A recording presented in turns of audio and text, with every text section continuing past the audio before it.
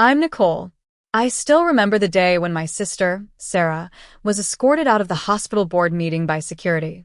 It was a moment of both shock and vindication. The room was filled with hospital executives, department heads, and medical staff, all watching as Sarah's dreams crumbled before her eyes. It all started a few months ago. I was working as a graphic designer when I began experiencing unbearable abdominal pain and bloating. A CT scan at Lakeside Hospital revealed a large mass on my left ovary. Dr. Emily Carter, the chief of gynecologic oncology, informed me that I had stage 3 ovarian cancer. She explained that immediate surgery and aggressive chemotherapy were necessary. Without treatment, I had only about 6 months to live. That evening, I called my parents. My sister Sarah, a third-year resident in internal medicine at Lakeside, answered the phone. She was always full of herself, thinking she knew more than every attending physician after 3 years of residency. When I told her I had ovarian cancer, she laughed. Nicole, you're in your late 20s. Ovarian cancer at your age is extremely rare. You probably just have a cyst or something. I tried to explain that the imaging showed a malignant mass, but she dismissed it. Imaging can be misinterpreted. I review scans every day, trust me. Mom joined the call and also downplayed my condition. Honey, you're probably just stressed. You've always been a bit of a worrywart. When I told them that 3 different doctors had confirmed the diagnosis, Sarah said, get a fourth opinion. Doctors make mistakes all the time. She was more concerned about her upcoming research presentation at the hospital board meeting in 10 weeks. I don't have time for your medical drama. Just take some painkillers and relax. The surgery was scheduled for 12 days later. At Sunday dinner, I told my family about it. Sarah came straight from the hospital in her white coat, flaunting her status. You're actually going through with the surgery? It's insane. You're letting some surgeon talk you into an unnecessary operation. I showed her the pathology report confirming adenocarcinoma, but she said, pathology can be wrong. False positives happen. She exchanged looks with our parents. When I told her Dr. Carter was performing the surgery, she said, she's known for being overly aggressive. She probably wants to boost her surgical numbers. Dad nodded in agreement, saying, your sister knows what she's talking about. She's almost a doctor. Despite their doubts, the surgery went ahead as planned. My friend Lily took 3 weeks off to stay with me. My company was very understanding and told me to take as much time as I needed. My family, on the other hand, only sent a text saying, hope your procedure goes well. Remember Sarah's board presentation is in 8 weeks. Dr. Carter spent 9 hours removing my ovaries, uterus, fallopian tubes, and lymph nodes where the cancer had spread. The pathology showed high-grade serous carcinoma with peritoneal involvement, worse than the initial staging. I woke up in the ICU, unable to sit up, facing months of brutal chemotherapy. Lily stayed with me every day, helping me through the surgical drains, managing my pain medication, and holding my hand as I came to terms with the fact that I'd never have children. My family visited only once a few days after the surgery. Sarah walked in, looking every bit the medical professional with her white coat, stethoscope, and clipboard. So, what did they actually find? She asked, not even looking at my bandaged abdomen. I told her it was stage 3C ovarian cancer that had spread to my peritoneum. She rolled her eyes. Staging is subjective. What one oncologist calls 3C, another might call 2B. This doesn't prove you needed such an extensive surgery. She also suggested that a less aggressive surgeon could have done a minimally invasive procedure.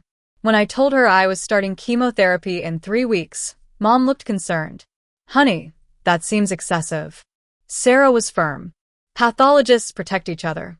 You're being overtreated. Skip the chemo. You'll be fine. 6 weeks after the surgery, still weak, I started chemotherapy.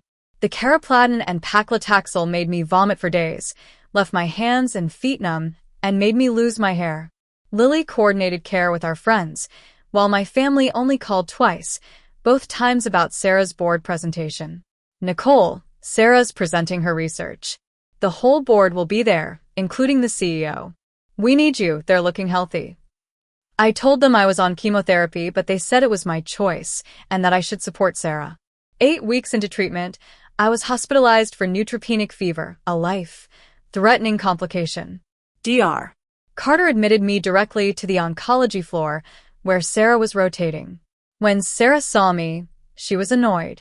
"Nicole, what are you doing here? Sarah's presentation is in 2 weeks.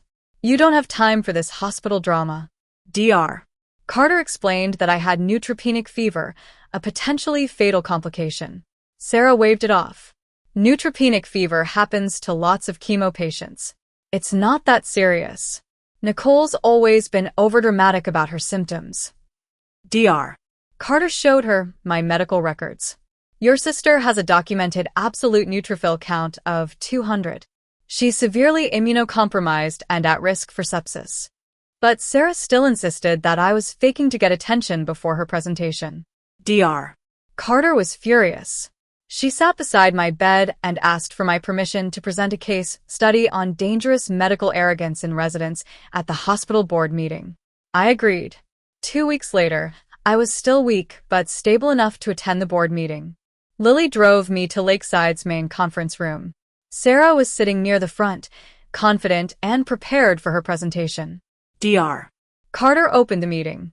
"Before we hear from our residents, I need to present urgent findings regarding resident competency and patient safety." She then told the story of my diagnosis, surgery, and chemotherapy.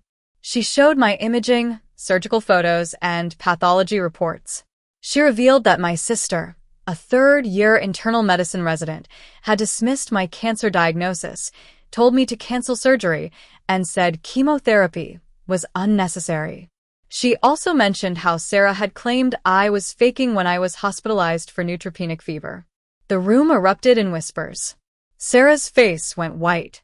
The hospital CEO stood up and recommended Sarah's immediate termination from the residency program, a review of her clinical decision, making on all patient cases, and reporting to the medical board for competency evaluation. Sarah tried to defend herself, saying it was a family matter, but Dr. Carter was firm. "This is a patient safety matter. You told a cancer patient her diagnosis was fake, called verified pathology results probably wrong, and dismissed a life-threatening complication as normal." The program director told Sarah to gather her things. "You're dismissed from the program effective immediately." Sarah pleaded that she was presenting her research, but the CEO said her research was irrelevant. Security escorted her out of the building. My parents were furious with me. They sent me an email saying I had destroyed Sarah's career. I replied that it wasn't a family issue, but a patient safety issue. They never wrote back. The chemotherapy continued for 12 brutal weeks. Lily and my friends supported me throughout. My company held my position and sent care packages, while my family sent nothing. 6 months after the surgery, my scans showed no evidence of disease. Dr. Carter was cautiously optimistic about remission. 9 months after the surgery, I was still cancer-free. The medical board completed their review of Sarah, and her residency was terminated with a flag on her permanent record. My family tried to apologize through my aunt, saying Sarah had made a mistake. But I knew that telling a cancer patient she was faking wasn't a mistake when you're a medical resident. 1 year after the surgery, I celebrated my remission with Lily, my friends, and Dr. Carter. We toasted to survival, to doctors who believe their patients, and to the importance of clinical humility over arrogance. When I received a text from Sarah asking for a letter of support for her application to residency programs, I deleted it. I had learned that sometimes the most dangerous medical advice comes from family members in white coats who value their careers over your life. Lakeside now uses my case in resident training to teach future doctors about the dangers of diagnostic arrogance and the importance of believing patients. The surgical scars on my body are a constant reminder of the trust one placed in Dr. Carter over my sister, and that trust gave me a future that Sarah said I was faking to get.